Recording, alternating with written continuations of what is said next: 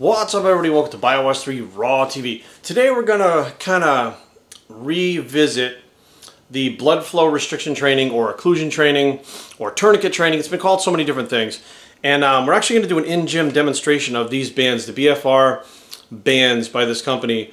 So why? Why are we doing this? Well, in 2016, let's back way up. I actually tore my rotator cuff and my bicep tendon in 2014. Now, preceding up to that, I had actually had tendonitis in the bicep tendon. And I didn't listen to that, and I kept pushing it, and it got worse and worse, and eventually I tore that tendon. And at that point, I wasn't really sure, where to go with my training and stuff like that. Once it healed, it was what it was. And then 2016 training for Team Universe, I actually started to get the bicep tendonitis in the left side, which is the opposite side. So what I did was I tried to kind of tone it down a little bit. Where you're getting ready for competition, you're still trying to push 110% all the time. So it was flaring up, bothering me. It bothered me all of 2016. It was bothering me a lot of 2017. It would heal up and come right back. I couldn't figure out, really what the problem was. But I identified the problem as the heavier that I was training, I wasn't allowing the tendons and ligaments to recuperate because there's not as much blood flow to that area. So what I did was I said, I need to find a way to maintain my arm size and still be able to train, but not have to push as heavier weights that causes that response. So I went back to blood flow restriction training. Now, for me personally, I've been training for 25 years, and there are injuries that come up and things you try to train around, and tendonitis is one of those painful things that can keep you from, doing the work that you need to in the gym. So for me, in the last, it's been September, October, November, December, January. It's been about 5 months that I've been doing the blood flow restriction training for my arms. And I'll tell you right now that my arm size absolutely hasn't gone down at all. It's absolutely maintained my arm size.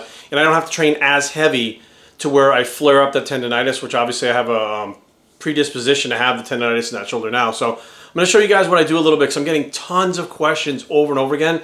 First of all, about arm training. And my arms are not even that good. That bicep peak, that's just genetic.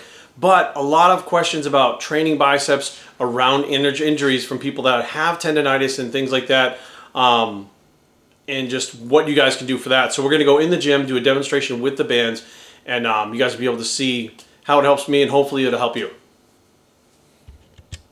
All right, after we warm up, we got the blood flow restriction bands. They come in at this actual little carrying case, which I think is kind of cool. What you can do is take these bands, loosen them up. It's got a little pull action on here.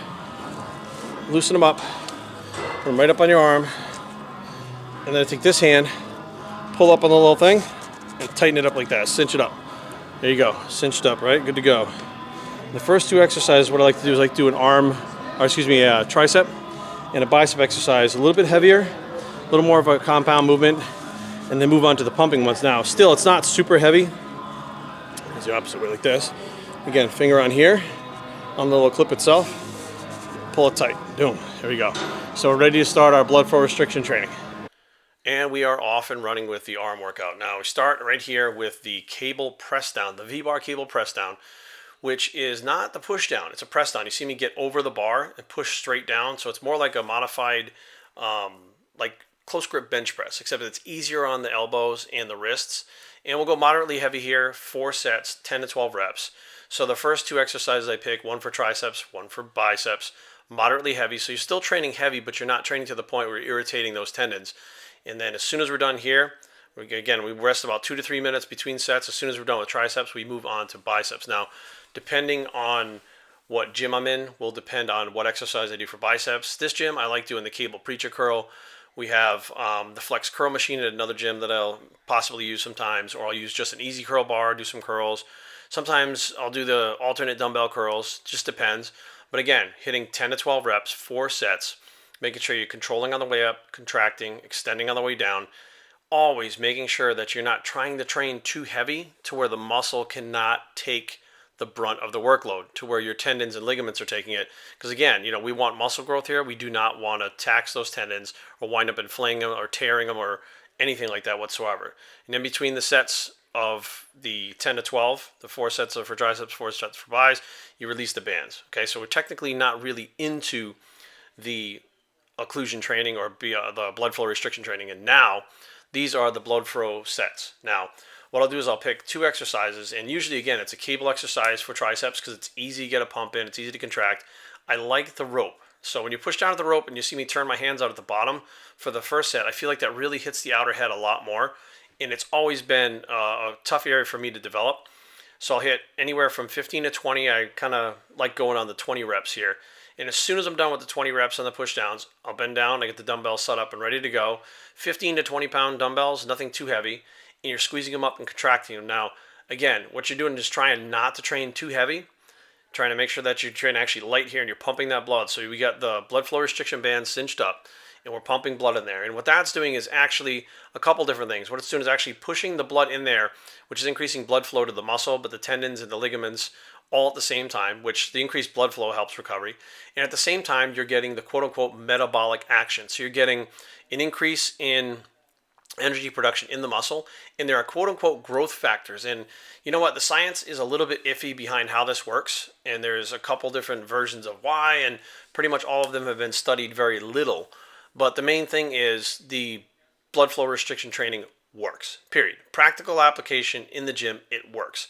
So regardless of how people understand the science or not, and if you want to look into it, it's out there. It's absolutely out there. All you have to do is Google blood flow restriction, occlusion training, tourniquet training. There's multiple things.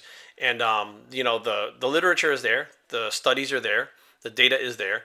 And it's just a good way to make sure that you're getting that muscle growth without taxing your tendons.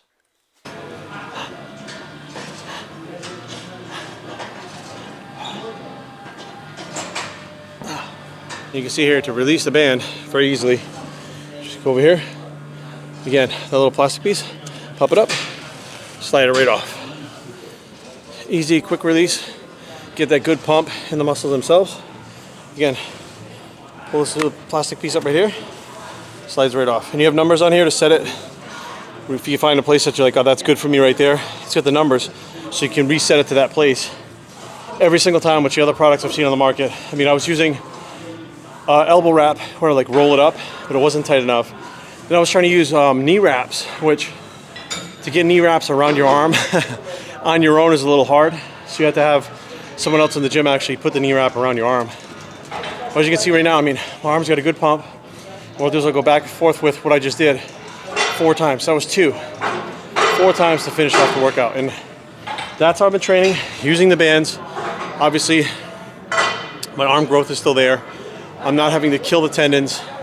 It's great for recovery. It's great because you can literally do an arm workout Monday, Thursday, throw the bands on, do a few sets. Helps you recover from the previous workout, so the feeder workout, the blood flow workout, whatever you want to call it. But overall, I'm out of breath because it is taxing when you're jumping back and forth between those movements. But overall, I mean, the best product that I've seen on the market with a quick release, easy to use, great quality. Overall, if I had to give it out of 5 stars, this product, I would give the full 5. One thing I didn't know when I was ordering the BFR bands for my arms is they actually make them for your legs too. Now, some people use knee wraps, which it's a good option, but the one thing I like about these is the Velcro on these, as well as the way that you can actually hold them to get them on. It looks like a thing for your wrist wrap. You can actually hold them through the strap to get them on your legs easier, and how durable they are. They're tighter than the average knee wraps are, but that Velcro makes it so much easier. So I actually wound up purchasing this, using these while I do leg extensions on my leg day, because again, I have soft tissue damage in my knee from kneeing someone in the head. I've told that story before on my story time. But I was like, well, if I'm gonna buy the bands, why don't I just apply those to my leg training too? So I've been using these on my leg day too. I'm gonna show you right now pretty much how to use them. I guess you guys know how to use them, but we'll do it anyway. So actually take the strap by the loops themselves, put the loops underneath the leg, stuck on the carpet over here, and hold the loops themselves. You can hold the loops to make sure you got it tight enough, and then start the wrapping process like that, which I think is just amazing. Again, it has these numbers on here. So let's say you got it set on 3 and you think that's the perfect amount of pressure for you.